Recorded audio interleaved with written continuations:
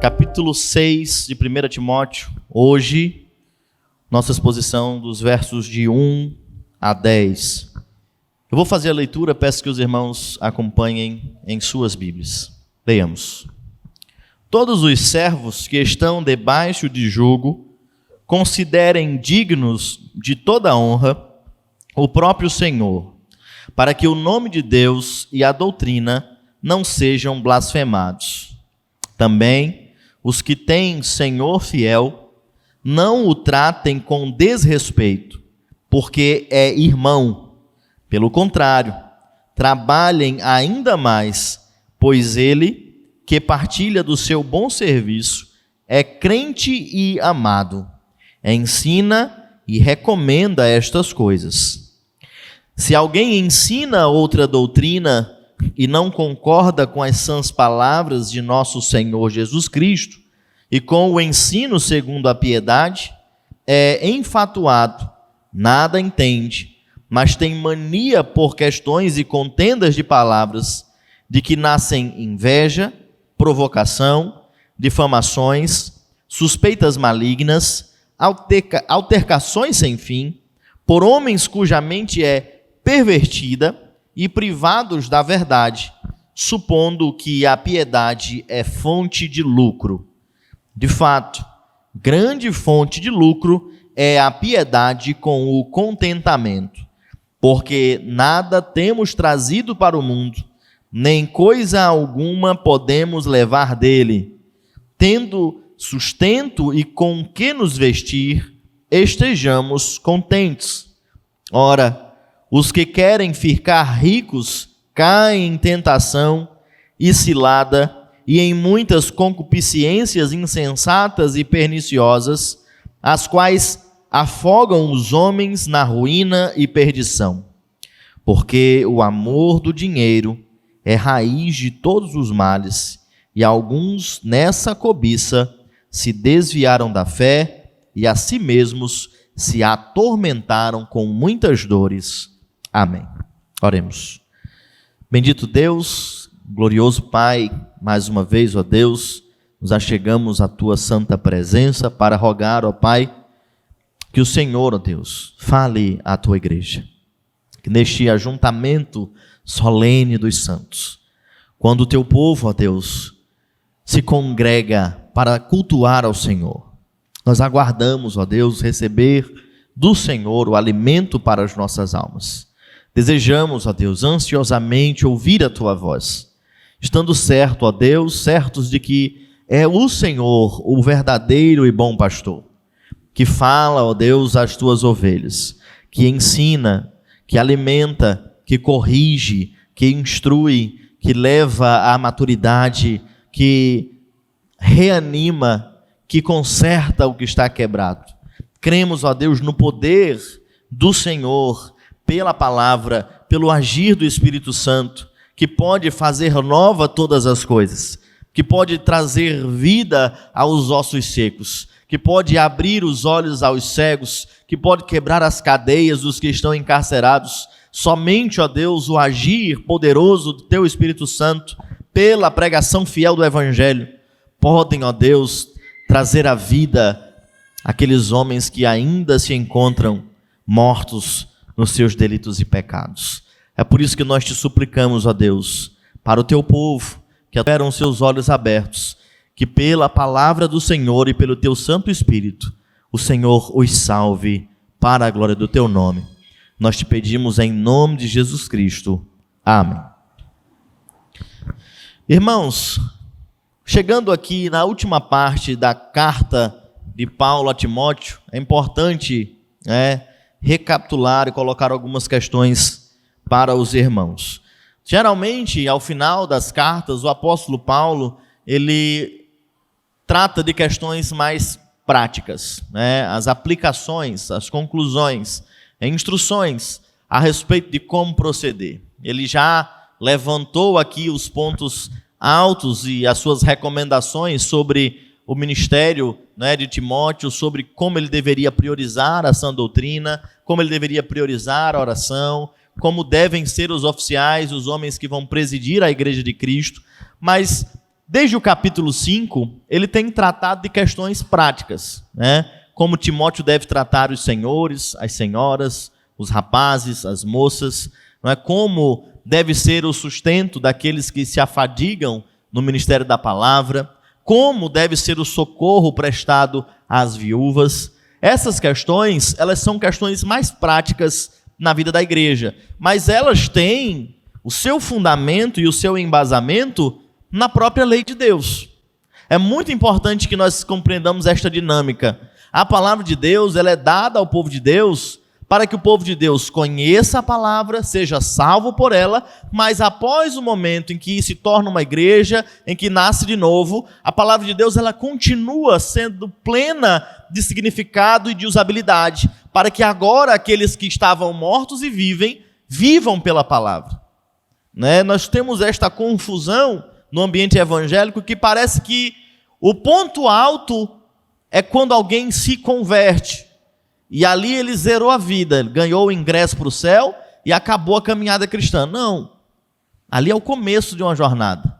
E é uma jornada que vai ser conduzida pela própria Escritura. Nós vamos ser santificados pela Escritura. Nós vamos amadurecer na fé pela Escritura. Seremos transformados pela Escritura. Nós vamos nos libertar de práticas quando escravos do pecado e pela palavra, o Espírito Santo, agindo em nós, ele vai nos transformar. Todo o crente, ele tem um relacionamento com a palavra de Deus. Existe essa característica prática. Os irmãos devem recordar muito bem do Sermão da Montanha, onde Jesus Cristo prega, expõe a lei, demonstra várias aplicações da lei, e ao chegar lá no finalzinho, ele vai contar uma parábola do homem que é sábio e do homem que é tolo. O sábio edifica a sua casa sobre a rocha. E Jesus Cristo vai dizer: este é aquele que ouve e pratica. O tolo edifica a sua casa sobre a areia. E Jesus Cristo vai dizer: este é aquele que não põe em prática aquilo que ouve. Então nós precisamos compreender que, de fato, as implicações práticas da doutrina regem a vida cristã. Aquilo que nós fazemos no nosso dia a dia, as diversas áreas da nossa vida, elas são governadas por Cristo e pela sua palavra. A nossa relação familiar, frequentemente você vai observar o apóstolo Paulo tratando de questões doutrinárias, e logo em seguida ele começa a falar do relacionamento marital. O marido deve fazer isto, a esposa deve fazer aquilo, os filhos devem fazer isso outro, não é? Ele parte do conceito teológico, doutrinário, da própria lei de Deus, do próprio mandamento, que os filhos devem honrar pai e mãe, para defender, inclusive, isso que nós veremos agora nos primeiros versos do capítulo. O apóstolo Paulo ele vai tratar, não é, como Timóteo precisa se relacionar com as diversas categorias de crentes. E aí entenda, jovens e velhos, homens e mulheres. Agora no capítulo 6, ele vai demonstrar que nesse corpo evangélico, nesta igreja, existe mais um tipo de diversidade. E que diversidade é essa? Servos e senhores. Assim como existe essa diversidade de gênero, masculino e feminino, são só esses dois. Existe a diversidade de faixa etária, jovens e velhos. Nós temos outro tipo de diversidade, que é uma diversidade social, não é? Poderíamos dizer rico e pobre, poderíamos, o texto vai tratar mais sobre isso, mas especialmente aqui sobre servos e senhores. O que a palavra de Deus tem a ver com isso? Não é? Veja, a palavra de Deus ela rege a vida do crente, e se o crente for um servo, existe instrução do Senhor para como o servo deve se portar. Lembrando do contexto em que essa carta é escrita, nós temos ali no Império Romano um número grandioso de servos e escravos. O texto de Filemão nos faz lembrar isso. Onésimo era escravo de Filemão, né? Então, dentro desse contexto, um problema acabou se tornando frequente. Quando os irmãos, né, todos se convertiam, e é importante que você entenda isso, né? O evangelho ele não tem categorização social, ele não faz distinção entre ricos e pobres. Algumas pessoas dizem que presbiteriano é tudo rico, né? Receba. Não é. Tá? Algumas pessoas dizem, inclusive, que não nasce igreja presbiteriana em favela. É mentira. Tá? Eu já fui seminarista em uma favela. E a questão é interessante porque parece que quanto menor a classe social, mais abertura as pessoas têm para com o evangelho. E de fato, a própria Escritura vai dizer que os ricos é muito difícil que entrem no reino dos céus. Tá? Então isto é natural. Mas dentro da igreja existe distinção entre rico e pobre? Não deveria. Eu sei que existe, infelizmente, fatalmente, mas não deveria. A própria Escritura trata sobre isso ao dizer, olha, que quando chegar aquele que é importante, você não diz para ele, senta-te aqui em lugar de destaque. E quando chegar aquele que é pobre, diga, senta-te no estrado dos meus pés. Condenando esse tipo de tratamento duplo entre homens de poder e homens que teoricamente não têm poder algum. Nós vemos isso acontecer nos nossos dias. Se é uma autoridade política, o pastor está quase descendo do púlpito e trazendo para frente. Não, aqui o nosso prefeito chegou. Perante Deus, todos os homens, eles são iguais. Sejam ricos, sejam pobres, sejam senhores ou sejam servos. Perante o Senhor não existe essa distinção. O rico não é mais importante para o Senhor do que o pobre. E é importante dizer o contrário também. O pobre não é mais carente do evangelho do que o rico. Todos os homens carecem igualmente do evangelho. E após o Senhor não existe mais judeu ou grego livre. Eles começaram... Agora Paulo vai trazer o que a Escritura ensina sobre isso. A Escritura ensina que Deus não faz acepção de pessoas. Que todos os homens são iguais em importância perante o Senhor. Existe distinção entre homem e mulher perante o Senhor no que diz respeito à importância? É certo que não. Homens e mulheres, eles têm o mesmo valor diante de Deus. No entanto, existe algo nas Escrituras que nos é demonstrado desde o mandamento e desde a lei. Nós entendemos que nas relações sociais existe uma distinção entre aqueles que possuem autoridade e aqueles que estão debaixo de autoridade. Esta é uma relação social básica, tá? E todos nós passaremos por ela. Às vezes você vai estar devendo submissão, às vezes você vai estar responsável e liderando. Onde é que isso começa? Quinto mandamento diz o quê? Honra teu pai e a tua mãe. Como é que o apóstolo Paulo trata esse mandamento? Ele diz que os filhos devem honrar os seus pais. Os pais não devem provocar os seus filhos à ira. Como é que o nosso documento de fé, o nosso catecismo, ele demonstra isso? Ele ensina que existe responsabilidade dos inferiores para com os seus superiores e existe responsabilidade dos superiores para com os seus inferiores. Existe uma distinção econômica, irmãos. Por mais que sejamos iguais, existe uma distinção de função. O Senhor ordenou alguns para exercer autoridade e outros não. E nisso não existe inferioridade. Quero um exemplo que encerra toda e qualquer dúvida? Cristo Jesus. Cristo Jesus, ele é Deus eterno, Criador dos céus e da terra. E a palavra de Deus diz que ele foi em tudo submisso a quem? Ao Pai. Existem algumas denominações que negam a divindade de Cristo, porque diz que se ele é submisso ao Pai, ele é menor do que o Pai. Mas nós não cremos assim. Ele em tudo é submisso ao Pai e ele é igual ao Pai. Isso nós encontramos no casamento. Deus ordena que a esposa seja submissa ao seu marido no Senhor. Isso faz dela inferior ao seu marido? Nós percebemos inferioridade. O servo pode glorificar a Deus servindo e o Senhor pode glorificar a Deus liderando, gerenciando, coordenando. Um servo pode glorificar ao Senhor sendo um melhor servo e servindo para a glória de Deus. Um senhor pode glorificar ao Senhor sendo um bom senhor, pagando de forma justa e não sendo impiedoso com os seus servos. Ambos têm responsabilidades distintas, eles são iguais perante o Senhor, têm funções distintas. O servo pode pecar contra Deus sendo negligente? Pode. O Senhor pode pecar contra Deus sendo impiedoso? Pode. Nós vivemos numa sociedade, irmãos, que tem verdadeira dificuldade com essa relação de servos e senhores, né? Nós vivemos, inclusive, numa época onde uma ideologia tem crescido e tem sido disseminada de que não devem existir senhores, que tudo deve pertencer ao trabalhador e tudo deve pertencer à classe trabalhadora. Será que isso é verdade à luz das Escrituras, irmãos? Essas relações, elas existem na Escritura. Nós teremos senhores e servos, isto é natural da vida social. Nós não vamos resolver o problema do mundo eliminando os senhores, muito pelo contrário, né?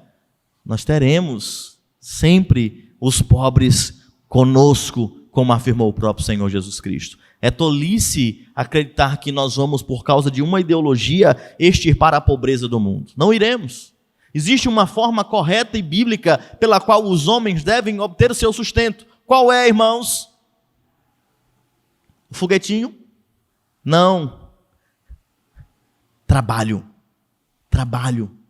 Deus ordena o trabalho. Existe demérito em trabalhar? Nós vivemos num país que não gosta de trabalhar. O sonho do brasileiro é estudar muito para passar num concurso para não ter que trabalhar. O objetivo da vida dele é trabalhar tanto para não mais precisar trabalhar, não é? Essa é a ideia. Irmãos, e nós cremos pela nossa teologia, pela nossa fé, que o trabalho, ele glorifica a Deus. Quando nós trabalhamos para o Senhor. Mesmo que, citando os exemplos do apóstolo Paulo aqui no verso 1, né, os servos que estão debaixo de jugo, muito provavelmente, como nós vemos no versículo 2, ele se referindo a senhores que são irmãos em Cristo, muito provavelmente no verso 1, ele está falando a servos cristãos que têm senhores que não são cristãos. São crentes que trabalham para ímpios. Pode isso, pastor? Pode. Pode sim. E como nós devemos nos comportar? Considerando os nossos senhores como dignos de honra. Porque nós servimos, irmãos, o crente, todo crente, ele serve em última instância a Deus. Todo o trabalho que ele realiza, por mais que ele tenha um patrão, por mais que ele ganhe um salário, o trabalho do crente, ele visa o quê? A glória de Deus. Quer comais, quer bebais, ou façais outra coisa qualquer, fazei tudo para a glória de Deus. Infelizmente, nós temos uma péssima teologia a respeito do trabalho. O trabalho parece que é um fim para um meio. Um trabalho é um atalho para a estabilidade financeira. Não, irmãos, trabalhando, nós glorificamos a Deus. Nós manifestamos a glória de Deus quando nós buscamos o Senhor em oração, no modelo da oração dominical, rogando a Deus o pão de cada dia. Como nós obtemos esse pão, irmãos? Pelo trabalho. Enquanto o homem sem Deus busca a independência, o homem com Deus, ele compreende essa relação de dependência. É Deus quem nos dá. É Deus que supre. É Ele que mantém. E quando nós recebemos algo, nós não dizemos assim, é o preço do suor do meu rosto. Nós dizemos assim, graças a Deus. Um servo cristão, quando ele tem um senhor que é pagão, que é ímpio, como ele deve se comportar? Ele deve honrar ao seu senhor. Deve servir e trabalhar de forma honesta. Irmãos, isso é uma questão importante, porque é uma particularidade, é uma aplicação certamente, mas quantos crentes não têm dado um péssimo testemunho como profissionais? Não é? Mentirosos, enrolões, não é? Preguiçosos. Eu falo porque eu não fui pastor a vida toda, né? Eu trabalhei desde os meus 14 anos de carteira assinada. E você sabe que, não sei se em toda empresa é assim, mas pelo menos nas que eu trabalhava, fecha a loja 6 horas, né? 5h30, já está todo mundo com a bolsa arrumada em cima da mesa. Quando aparece alguém na porta, eles fazem aquela cara, eu não acredito. Não é? A vontade de ir embora está no corpo todinho. Se você, na ausência do seu chefe, você rouba o seu chefe, porque está negando a produtividade, gastando tempo nas redes sociais, isso é honesto para com o seu Senhor?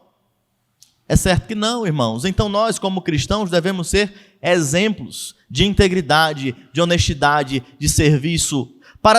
Veja, é importante que você observe isso. No final do versículo 1, o objetivo, irmãos, não é para que você ganhe um aumento. O objetivo é o seguinte, para que, veja, o nome de Deus e a doutrina não sejam blasfemados. Crente, irmãos, tem pegado o nome de toda coisa, de ladrão, de fofoqueiro, de preguiçoso. Por quê? Por causa do seu péssimo testemunho. E nós devemos nos importar sim, irmãos, com o nome do Senhor, com a glória do seu nome. Nós encaramos o nosso trabalho como um trabalho para o Senhor, nós vamos glorificar ao nosso Deus no nosso trabalho. E as pessoas vão dizer, essa pessoa é diferente dos demais profissionais. Um dia Deus vai dar a graça dele chegar para ti e te perguntar, o que é que tu tem de diferente? Aí você vai dizer assim, eu sirvo a Deus. E tudo que eu faço para a glória dele. E isso vai ser motivo de glória ao nome do Senhor. Da mesma forma, se nós somos displicentes e irresponsáveis, nós traremos vergonha sobre o nome do Senhor. Que Deus nos livre deste pecado. Mas esta é a primeira condição, um servo cristão e um senhor não cristão. A segunda condição está no versículo 2, que é quando o servo cristão tem um senhor que é cristão também. E aí a gente cai naquela situação de que a gente tem até medo de contratar parente, né? Porque tem afinidade, e parece que essa afinidade, essa proximidade, faz com que o senso de responsabilidade diminua. Ah, mas fulano é meu amigo, então eu posso fazer as coisas de qualquer jeito, né? Isso estava acontecendo. As pessoas estavam sendo relapsas e insubmissas, porque entendiam que estavam servindo a um irmão. E Paulo vai exortar isto, olha, aqueles que têm Senhor fiel, não o tratem com desrespeito, porque é irmão.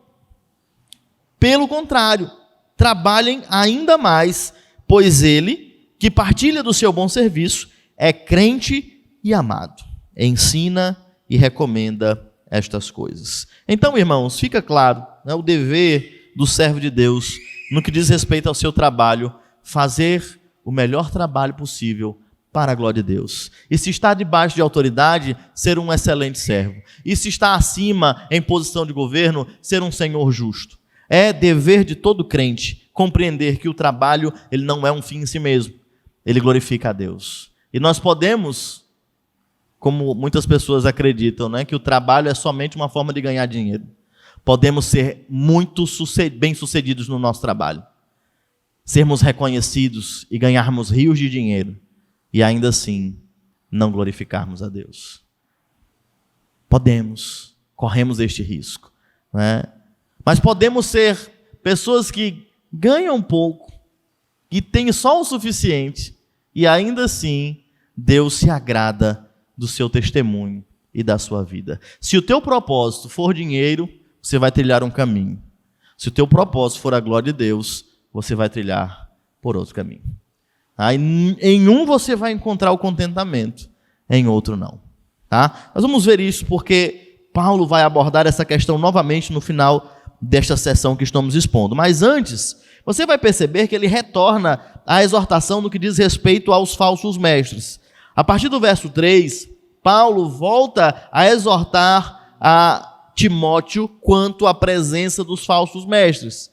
Você vai perceber que nesta primeira carta, por pelo menos 3 vezes, o apóstolo Paulo ele reforça este combate e esse dever de livrar-se, de deter, de denunciar os falsos mestres. E ele o faz no capítulo 1, dos versos de 3 a 7, ele faz também no capítulo 4, versos de 1 a 5, e agora, no capítulo 6, nos versos de 3 a 5, ele retorna a falar dos falsos mestres. E ele vai apresentar algumas características destes falsos mestres. E a primeira delas que nós vamos observar é que os falsos mestres, eles rejeitam a verdade das Escrituras. Eles são governados pela mentira. Veja o que o versículo 3 diz. Se alguém ensina outra doutrina e não concorda com as sãs palavras de nosso Senhor Jesus Cristo, e com o ensino segundo a piedade, é enfatuado, nada entende, tem mania por questões e contendas de palavras, que nascem, inveja, provocação, difamações, suspeitas malignas, altercações sem fim, por homens cuja mente é pervertida, privados da verdade, e supondo que a piedade é fonte de lucro. A característica inicial que Paulo utiliza para descrever estes falsos mestres é o desprezo que eles têm pela doutrina. E essa doutrina, irmãos, vai aqui ser mencionada de várias formas. Ela vai ser chamada de doutrina, de ensino, de verdade, de mandamento, né? Ou também aquilo que te foi confiado. O texto do capítulo 6, ele vai fazer várias menções à doutrina.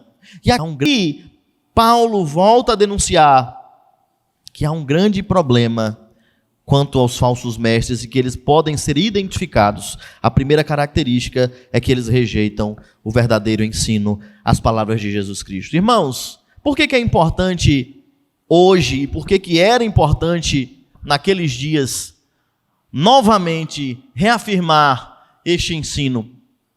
Paulo faz em uma única carta por pelo menos 3 vezes. E nós precisamos reafirmar de forma contundente. Nós vivemos nos dias em que os falsos mestres, eles estão presentes.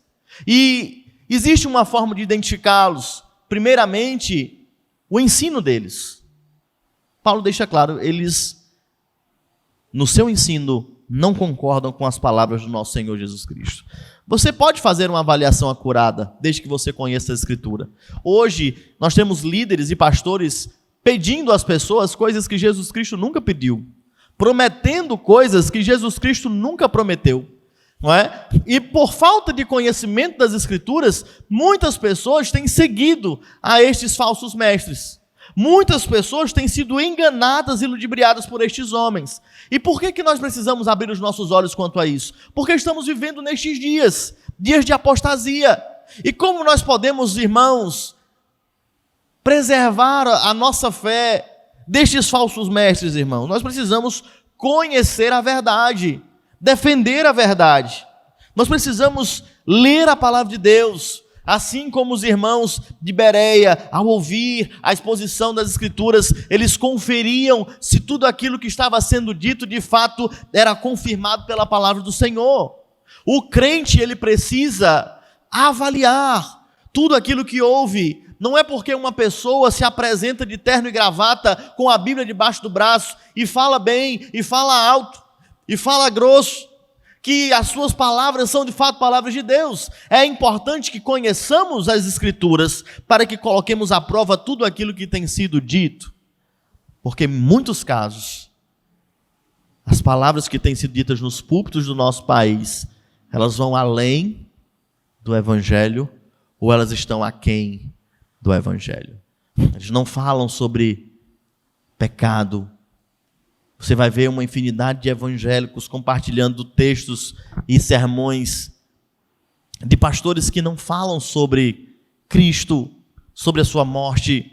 Eles falam somente sobre como você é importante, como você pode ser feliz, como Deus te ama. De fato, irmãos, Deus ama. Mas o Evangelho é uma mensagem completa.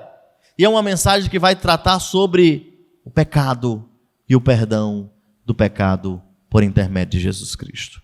Então, nós devemos verificar nesses falsos mestres a partir destas características. A primeira delas é que eles são liderados pela mentira. O seu ensino é falso. Irmãos, é uma terrível constatação, né? E muito embora a nossa cidade ela tenha muitas igrejas evangélicas, a grande maioria delas, a Escritura está em segundo plano. Você vai encontrar pastores falando de psicologias, seguindo uma linha coach, seguindo a teologia da prosperidade, buscando tirar todos os bens daqueles que o ouvem, buscando algum tipo de manifestação de poder extraordinário, mas homens que abrem a palavra de Deus para explicá-la, para aplicá-la, nós podemos contar nas mãos. E isso é, irmãos, terrível. Pensar que o lugar onde a verdade deveria ser apregoada, defendida e anunciada, são os lugares onde nós mais encontramos pessoas que estão afundando-se em seus pecados, que vivem no engano de uma falsa espiritualidade, e onde o Evangelho não é anunciado. Nós precisamos rogar a Deus que tenha misericórdia na nossa cidade, para que nós sejamos libertos destes falsos mestres. Há um grande prejuízo ao Evangelho quando homens se vestem de crentes, falam como crentes, mas não falam de Cristo e não falam do Evangelho. Nós vamos perceber também que, como característica deste ministério, ou deste falso evangelho, desta mentira que é apregoada, existe uma característica que é o fruto deste falso evangelho. Uma falsa doutrina, um falso evangelho, ele vai produzir maus frutos, frutos impiedosos. E é o que o versículo 4 passa a demonstrar. O resultado da vida destes homens que negam a doutrina é que eles têm mania por discussões e contendas, eles têm inveja, eles vivem de provocação, de difamações, de suspeitas malignas, de disputas sem fim. Homens que têm a mente pervertida e que não conhecem a verdade. Irmãos, nós olhamos para estas designações aqui, nós olhamos para estes frutos aqui, de um ministério que está alheio à verdade do evangelho, e nós olhamos o cenário evangélico brasileiro. Pastores e líderes e apóstolos que estão em confusões sem fim, que brigam, que rompem, que criam novas denominações por inveja, por confusão, por facção, com discussões sem fim, sem propósito, que não contribuem em nada para a piedade, com uma conduta pervertida. É evidente, irmãos, que qualquer homem que se apresente para o ministério, mas que rejeite a verdade do evangelho, ele vai inevitavelmente produzir frutos impiedosos. Os falsos mestres, eles podem ser conhecidos, então, pela doutrina que defendem, porque é uma falsa doutrina, e também podem ser conhecidos pelos seus frutos. As pessoas se perguntam, por que, pastor, que tem tanta divisão na igreja evangélica?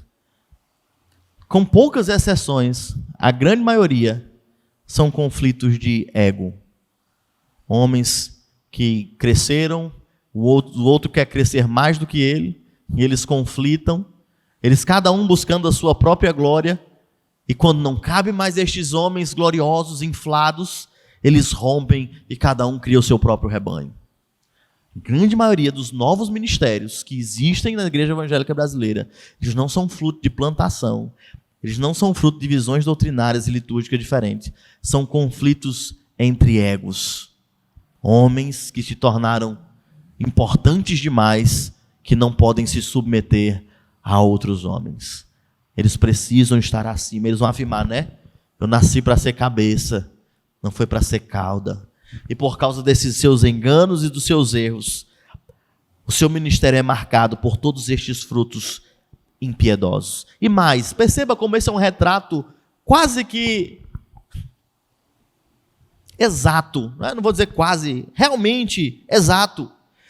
É assustador perceber que essa lacuna enorme de tempo entre os dias do apóstolo Paulo, parece que ele está aqui hoje, falando sobre estes falsos pastores, com um falso ensino, com seus ministérios marcados por estes frutos impiedosos, e agora ele pontua finalmente que também como característica desta impiedade desses falsos mestres, eles julgam que o ministério é fonte de lucro, como diz o final do verso 5.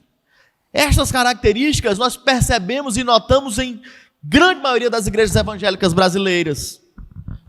Pobreza doutrinária, não há conhecimento sólido das Escrituras, N confusões e atricados internos, conflitos entre lideranças, pecados que são escandalosos e, por fim, são motivados pelo desejo do ganho. Quantas e quantas denominações evangélicas brasileiras não funcionam quase que como uma franquia, onde você consegue um ponto, você abre, você paga um determinado valor, você aluga um prédio, você pode usar o nome da igreja, você deve devolver parte do que arrecada para esta igreja sede, como se fosse mesmo uma empresa, um comércio. E como diz o ditado, né? Pequenas igrejas, grandes negócios. Muitos têm de fato utilizado o nome de Cristo para arrecadar bens para si. Você vê, parece que o apóstolo Paulo está aqui, hoje, olhando para a realidade evangélica brasileira, mas isto já era um problema lá nos dias de Timóteo. Não pense que isto é uma novidade, isso já acontecia. Um falso ensino doutrinário, confusões ministeriais e um desejo do ganho à frente de qualquer outra coisa. Não pense, irmãos, que porque algum lugar se chama igreja, ela não pode sofrer distorções, ela não pode ser pervertida a tal ponto de, mesmo que tenha o nome de igreja, seja uma sinagoga de Satanás, seja um lugar onde Satanás tem trazido vergonha ao nome de Cristo e tem escravizado pessoas por causa do pecado.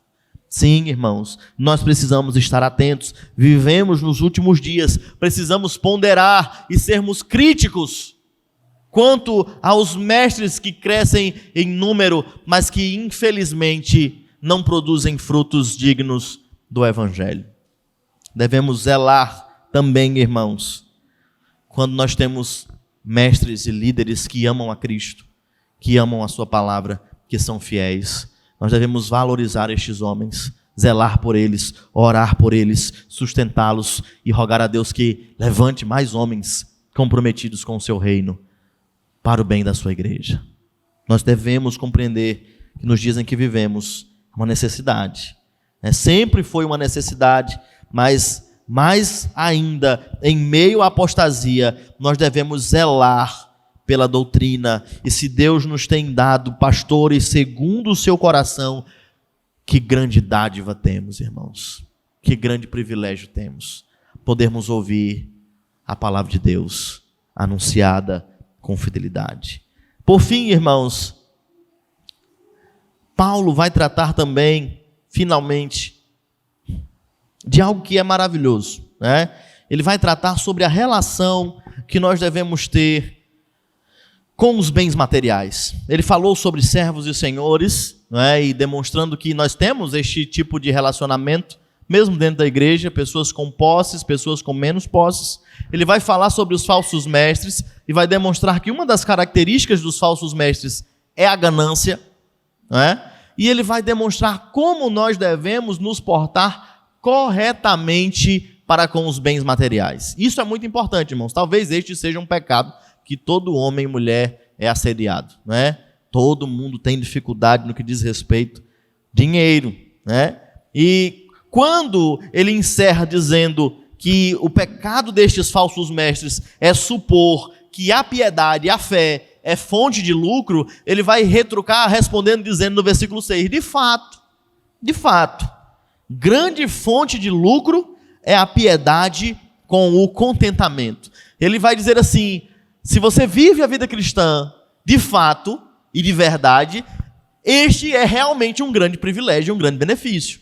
Não é um benefício material, mas é de fato um benefício verdadeiro, privilégio com os bens materiais, fruto da abundância de bens materiais. Você já deve ter ouvido isso, né? Dinheiro não traz felicidade. As pessoas dizem assim, né? Me dê o seu e seja feliz, né? Mas é engano realmente pensar que, tendo tudo aquilo que você sempre sonhou, você vai estar satisfeito e contente, né? Parece que a vida do homem é o pobre querendo ter mais e o rico tendo tudo e não sabendo o que fazer com isso, e não tendo paz. O que a Escritura nos ensina a respeito disso, irmãos? Que aquele que de fato torna contente o homem, completa o homem, o faz satisfeito, lhe faz cumprir o seu propósito criacional, é o próprio Deus. Nós fomos criados para a glória de Deus e para termos o nosso deleite no Senhor. Os bens materiais, eles não podem suprir esta lacuna. Seria tolice pensar que a criação vai satisfazer esta nossa carência do Criador. O homem, ele se sente completo e satisfeito em Deus. A Escritura diz: de que adianta para o homem ganhar o mundo inteiro e perder a sua alma? Qual é o valor? Qual o significado? Eu sei, irmãos, que de forma prática, por mais que você não seja milionário, nem esteja concorrendo a milhões, muitos homens, por muito menos, têm negligenciado a comunhão com Deus. Por muito menos, nós temos negligenciado o zelo pela casa do Senhor. Nós temos colocado em segundo plano o culto a Deus, negligenciado a nossa participação na casa de Deus, nos trabalhos da casa do Senhor. Por muito menos, eu não estou falando nem em milhões, eu estou falando de por pouca coisa, por minutos a mais na cama, por um trocado a mais, nós temos negligenciado o que há de mais precioso, o que o dinheiro não pode comprar, o que pode nos fazer completamente satisfeitos, que é a comunhão com Deus e com o seu Filho. Então nós precisamos entender isso, irmãos, é um fato. A riqueza por si só, ela não traz felicidade. Quem é o homem bem-aventurado de acordo com a Escritura? Não é o homem que é rico. Bem-aventurado, quem é? É o homem que teme ao Senhor, que medita na sua lei de dia e de noite. Este é um homem bem-aventurado, que está satisfeito em Deus, que o seu contentamento não pode ser roubado, que o seu tesouro não pode ser corroído, que não pode ser tomado dele. Nós precisamos compreender isso, irmãos. Grande fonte de lucro é a piedade com o contentamento. O versículo 7, irmãos, ele vai nos deixar claro algo que é realmente importante. Os bens materiais, eles têm um valor que é meramente transitório. Veja o que o verso 7 diz. E essa é uma verdade que nós conhecemos. Nada temos trazido para o mundo, nem coisa alguma podemos levar dele. Como é que você nasceu? Nu. Você trouxe algo contigo? Nada. E o que você vai levar? Nada também. Os bens, a riqueza, os imóveis, os teus investimentos, as tuas criptomoedas, os teus bitcoins, né? Todas estas coisas, elas têm valor transitório. O homem morre e estas coisas não têm mais significado algum. Ele se mata para obter essas coisas. Aí ele morre e ele não tem benefício nenhum destas coisas. Não sei se vocês já ouviram falar, tem um homem que se tornou famoso.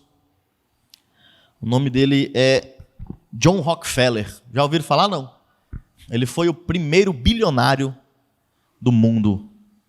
E quando ele morreu, perguntaram para o contador dele, no dia do sepultamento, quanto foi que ele deixou? E o contador dele disse, ele deixou tudo. Não levou nada. Nada daquilo que ele construiu do seu império. Nada. Ele partiu de mãos vazias. De fato, irmãos, os bens têm valor transitório. Nós não podemos colocar sobre eles o valor que vai além do que eles têm. Eles têm sim um valor, eles têm sim uma finalidade, mas quando nós torcemos a finalidade, nós pecamos, nós caímos em confusão. Veja, o texto vai deixar isso claro mais adiante. Mas nós precisamos entender, né, que de acordo com o versículo 8, é possível vivermos contentes com pouco. Olha, você vai estar surpreso hoje, porque a primeira igreja que você vai, que o pastor não vai dizer para ti que você foi escolhido para ser rico e que Deus vai te dar um carro. Não, eu estou te dizendo que você pode encontrar verdadeira felicidade tendo pouca coisa. Deus pode te fazer um homem próspero pelo teu trabalho? Pode sim. Deus pode te abençoar pelo teu trabalho? Pode sim. Mas você pode ser contente tendo pouco? Veja o que diz o versículo 8. Tendo sustento e com que nos vestir, estejamos nós contentes. Nós temos plenos motivos de gratidão e de felicidade se nós pudermos desfrutar do pão de cada dia e da roupa. O Senhor Jesus Cristo ele vai falar sobre os lírios do campo e sobre as aves. Uma não semeia e não colhe, mas Deus dá o quê? Mantimento. O outro não costura, nem compra, mas Deus veste de forma tão bela que nem o próprio rei Salomão se vestiu como qualquer uma delas. E ele vai dizer assim, vocês valem muito mais do que as aves e do que as plantas. Então não andeis ansiosos por coisa alguma. De fato, irmãos, podemos gozar de verdadeira felicidade com pouco. Sabe o que impede a felicidade, irmãos? Murmuração, descontentamento. Tem gente que nunca está satisfeito. Tá quente, tá ruim. Tá frio, tá ruim. Choveu, tá ruim. Tá seco, tá ruim. Tá ganhando pouco, tá ruim. Ganhou muito, tá ruim. Tem um carro, um bagageiro pequeno, não dá para levar nada, é ruim. Comprou um maior, também não cabe mais nada, é ruim também. Nada é motivo de alegria, tudo é motivo de queixa. Não consegue olhar para os benefícios que Deus tem dado e ser grato. E isso não é uma questão de ser rico ou pobre. A murmuração é um pecado que assedia o coração de todos os homens. É uma verdadeira ingratidão para com Deus. Nós podemos ser contentes, plenos e satisfeitos, tendo pouco. Podemos. Mas eu quero deixar claro para os irmãos que eu não estou fazendo aqui uma apologia à pobreza. Uma má teologia, ela vai ensinar que você precisa ser pobre para ser salvo. Vocês já viram que existe até uma seita que faz voto de pobreza, não é? Vocês conhecem. Será que a pobreza por si só, ela torna o homem digno? É evidente que não, irmãos.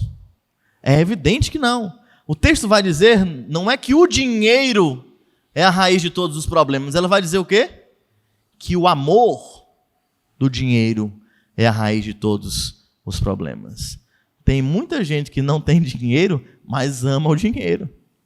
É pobre, mas é mais ganancioso do que o rico às vezes. É mais avarento do que aquele que tem condição. Então, a Bíblia não faz uma apologia à pobreza, como que todo pobre fosse humilde. Se engana. Tem muito pobre orgulhoso, irmãos, que na primeira oportunidade vira as costas ao necessitado. Na primeira oportunidade, não ganhou nem muita coisa, já esquece todo mundo, não cumprimenta nem os parentes. Não é simplesmente uma questão de ser pobre ou ser rico, é uma questão de colocar no devido lugar os bens materiais. Deus nos confiou bens materiais para quê, irmãos? Assim como o trabalho, ele é o mesmo propósito. Tudo que você possui, quem foi que te deu? Teu pai? Tua mãe? Foi Deus. Tudo que você possui, a roupa que você está vestindo hoje, foi Deus que te deu. Você deve usar para quê? Para a glória dele. Nada, irmãos, nada nessa terra, nós podemos dizer me pertence. Quem foi que criou todas as coisas? Você mesmo pertence a Deus.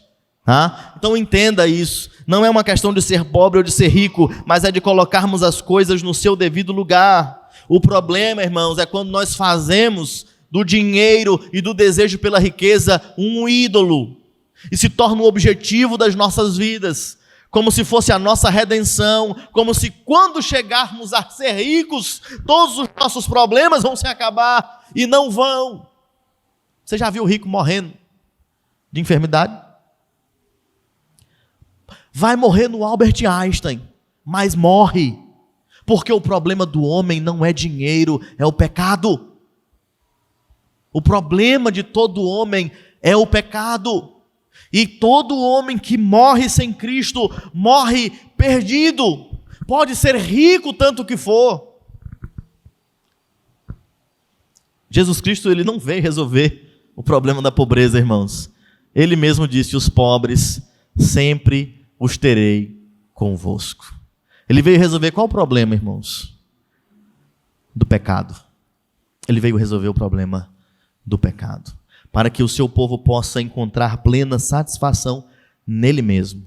Agora, irmãos, cabe uma advertência severa. Se você observar com muita cautela, e é muito importante que você faça isso, chegando aqui ao fim dos versos 9 e 10, você vai perceber que o amor à riqueza, o desejo desenfreado pela riqueza, coloca o homem em uma condição especialmente difícil e perigosa. Tá? Veja bem. O desejo de ficar rico é uma armadilha que muitas vezes conduz ao pecado. Olha o que o texto diz. Os que querem ficar ricos caem em tentação e cilada em muitas concupiscências insensatas e perniciosas, as quais afogam os homens na ruína e perdição. Porque o amor do dinheiro é a raiz de todos os males. Veja, e alguns nessa cobiça se desviaram da fé e a si mesmos se atormentaram com muitas dores. Percebe a seriedade com que o apóstolo Paulo trata isso? Este tem sido um caminho que tem feito e vitimado muitas pessoas. Quando eles veem o dinheiro, veem a riqueza, eles invejam os ímpios, eles desejam trilhar os mesmos caminhos, eles consideram que mesmo ímpios, eles conhecem a verdadeira felicidade, eles é que são felizes, eles é que desfrutam daquele há de melhor nesse mundo. E são tentados. É a mesma velha estratégia de Satanás, que ele usa desde o Éden. Esse fruto é bom, não vai fazer mal não, muito pelo contrário, vai te fazer melhor. É a mesma estratégia que ele usou no deserto. Tudo isso eu vou te dar, se você se prostrar e me adorar. Esta promessa de riquezas materiais é a promessa que Satanás faz. Jesus Cristo não usa desta agenda para obter seguidores. Na sua mensagem ele diz: se arrependam, tomem a sua cruz, sigam-me, neguem a si mesmos. Jesus Cristo ele não promete bens materiais. É estranho porque na grande maioria das igrejas hoje, o que mais se tem prometido são bens materiais. Este não é o evangelho. O grande Cristo, irmãos. Meditem sobre estes versos, vejam o grande risco que nós entramos se nós nos tornamos servos do dinheiro.